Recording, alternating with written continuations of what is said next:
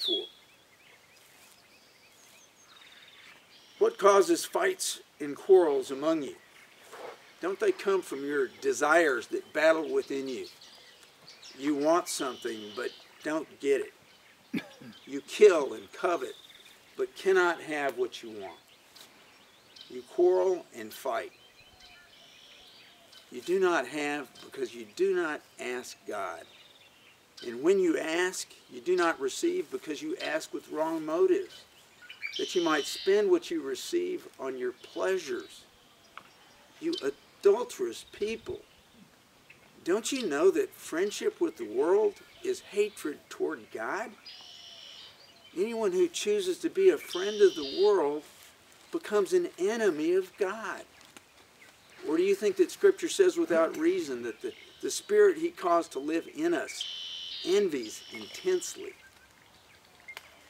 Yet He gives us more grace.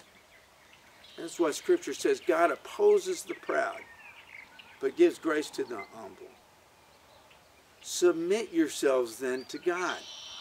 Resist the devil and he will flee from you. Come near to God and He will come near to you.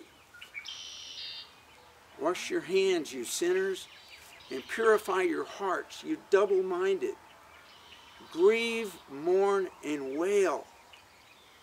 Change your laughter to sorrow and your joy to gloom. Humble yourselves before the Lord, and He will raise you up. Brothers, do not slander one another. Anyone who speaks against his brother or judges him speaks against the law and judges it. When you judge the law, you're not keeping it, but sitting in judgment on it. There's only one lawgiver and judge, the one who is able to save and destroy. But you, who are you to judge your neighbor? Now listen, those of you who say today or tomorrow, we're going to go to this or that city, stay there a year, carry on business, and make money. Well, you don't even know what's going to happen tomorrow. What is your life? You're but a mist that appears for a little while and then vanishes. Instead, you ought to say, if it is the Lord's will and we live, we will do this or do that. As it is, you boast and brag. All such boasting is evil. Anyone then who knows the good he ought to do and does not do it sins.